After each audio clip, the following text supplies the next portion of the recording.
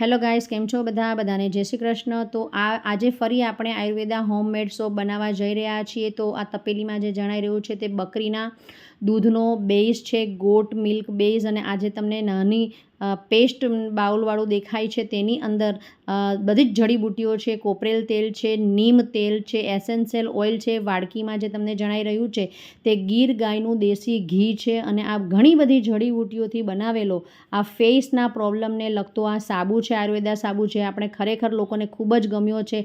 અને આ સાબુ ગાઈસ તમારા ખીલના ડાઘ, ધબ્બા અને એ બધું દૂર કરશે। તમે જોઈ શકો છો તેમ ગીર ગાયનું દેશી ઘી પણ હું જાતે જ બનાવું છું, જે તમારી રૂખી સૂકી થઈ ગયેલી ત્વચાને ભરપૂર માત્રામાં નરિશમેન્ટ આપવાનું કામ કરશે।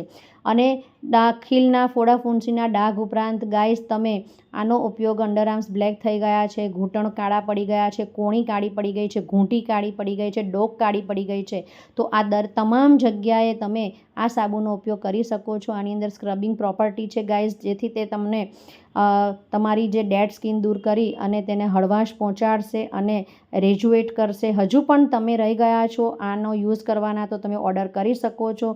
આ સાબુ ખરેખર લોકોને ખૂબ જ પસંદ પડ્યો છે, એટલે તમે પણ એક વખત લઈને ટ્રાય કરી શકો છો। આપણા સાબુમાં ક્યાંય કેમિકલનો યુઝ નથી, એટલે ફીણની બહુ આશા રાખવી નહીં।